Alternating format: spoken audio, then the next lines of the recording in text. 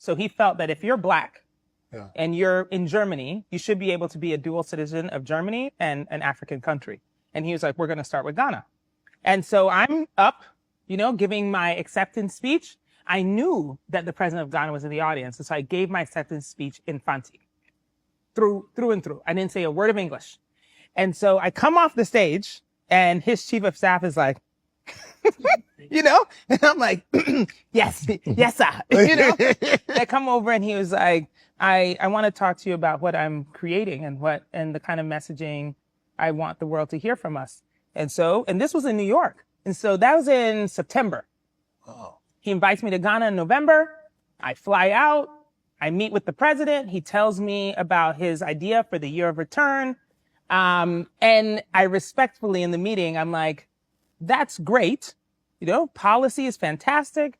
The way that you're communicating to the politicians is fantastic, but it will not land with consumers. It won't land with everyday people because it's too serious. It's like, and you're talking about ancestors in a way that feels like a burden. So people are not going to be excited about that. If you want people to come to Ghana and accept this idea, they're not going to come. And so he was, and you know how it is, senior guy, people are very respectful. They're not speaking directly. Right. And clearly I am like, no, I'm just going to tell you. I'm going to tell you how it is. Right. So he said, okay, go, you come up with the plan, come back in a month. So I come back with my family in December. It's Dirty December time, but Ghana wasn't popping yet. Dirty December was still a very Lagos situation. And so I present my marketing plan for the year of return. And I'm like, it's got to be based in music and fashion and food. And it's got to feel like the safest place that you can be to party all night long and have a great time. And by the way, you can also go to Cape Coast Castle. Yep. You can also go to, Kakum National Park. You can also go up north and see the animals. Let's add in all of that typical African stuff. Yeah. But first, you got to let people know that they can come here and have a great time and safely. Wow. And so we created this plan. And I came back to the U.S. and I was friends with Boris Kojo. Boris, he was here. And so Boris and Nicole were thinking about coming to Ghana for New Year's that year, but Boris hadn't been in a very long time. His kids had never been. Nicole had never been, but his father is Ghanaian. And so I was talking to Boris. I was like, yo, there's nothing holding you back. Come on. So they had an invitation to host. It was the soccer something, football association something. And so I was like, no, exactly. Have them send you. Yeah.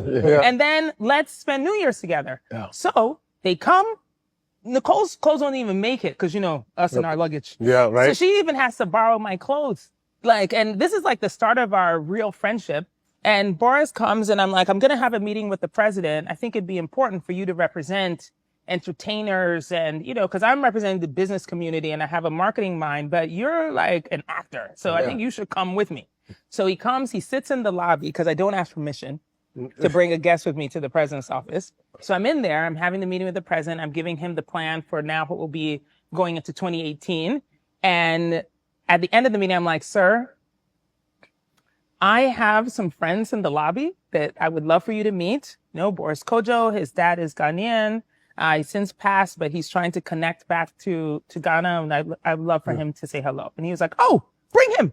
So Boris comes in, Nicole, the kids we're out here with the president. We're just having a great time. And when we came back, Boris, of course, lived in LA at the time. Yeah. And so when he came back, I was like, let's get this thing together. How do we invite 100 people who we personally know?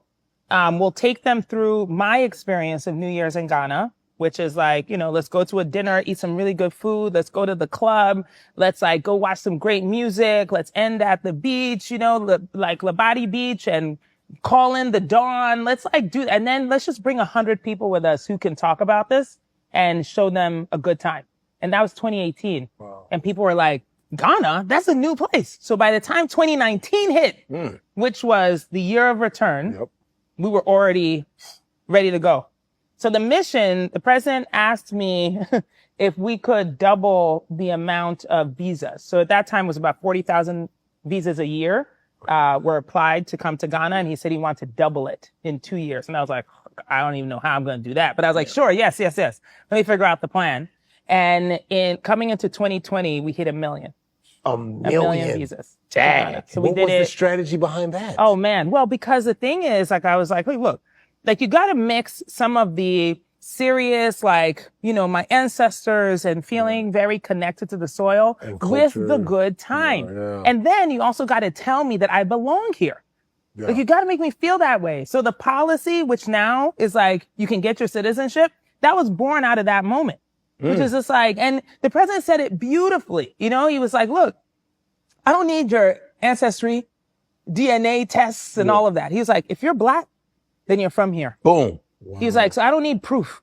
All you need to do is just come and apply. Wow. And then it was like, you know, citizenship was being handed out and it was fantastic. Do you think this will help to bridge the gap between African Americans and Africans? Because there's always been a little bit of that, and I call it misunderstanding. Because of the cultural differences, because of the lack of education on both sides. Let's just call it what it is. Thank the lies. Yes, thank you. The lies. The propaganda. It is not even about cultural differences, because go to New Orleans. Right.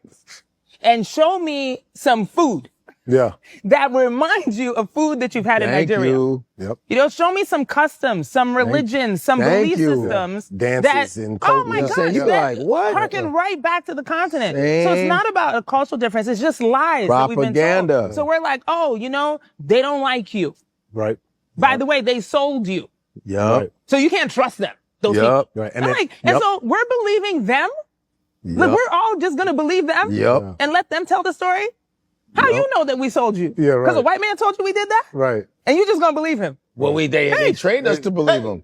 That's what I'm trying to tell you. Must so know. you would never question it. So it's a lot of propaganda that, of course, still permeates our cultural understandings. But for me, I'm like, hey, look, and this is what I always tell people who come to Ghana with me, right? Because I've continued bringing people. I mean, the last group that I brought, even just last year, was 120 people or so. And I'm like, the only thing I want you to do is have a great time and then go tell everybody.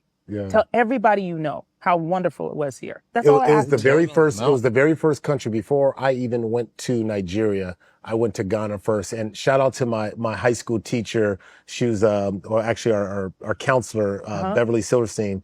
And she thought that was important. You know, schools do these trips sometimes. You go to Washington, D.C., you go to San Francisco, you go to New York. And she says, I want to do this differently. And she got the community behind, and we were the first group from Crenshaw High School to go to Ghana. And That's it was crazy. It changed my life. My uncle drove from Nigeria to come see me. That was the first time I ever met my mom's brother. Oh my God. So it was a trip. Like even of all of us together, 30 years later. Oh, wow. 30 years since high school. Wow. Anyways, longer. Since high school. And it just really really had an impact that I never forgot it from the castle, you know, to going to the capital, to taking the drive to Kumasi. Oh my gosh. And it was just, it is a special place. It's like no other place, you know, and I love Nigeria. I also love Ghana. And to have been there and to know, like, you know, the culture and the richness in Ghana. Yes. And by the way, I am very Pan-African. Yeah. You know, it's in my DNA. Like my father was a politician, very Pan-African, believed in one Africa. Kwame. You know, Kwame Nkrumah is an Nzima, okay? Oh, he's an Nzima? Oh.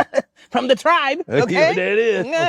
Okay. So, but the idea of being able to, you know, obviously it's like competition is fun. Like, you know, we do that in a fun way, but also like, let's share the wealth. No doubt. So it's like, let's tell Ghana's people to go to Zambia. You know what I'm saying? Go to all Zambia. over, and you've been everywhere. Forget Ghana and Nigeria. Go to Zambia. You know, it's like, yes, everybody goes to South Africa. Fantastic. Go to Namibia. How about go to that? Mali. You know what I mean? Burkina Faso. Please. All over. Spread the wealth a little. Yes. Moment of wisdom. Nyansam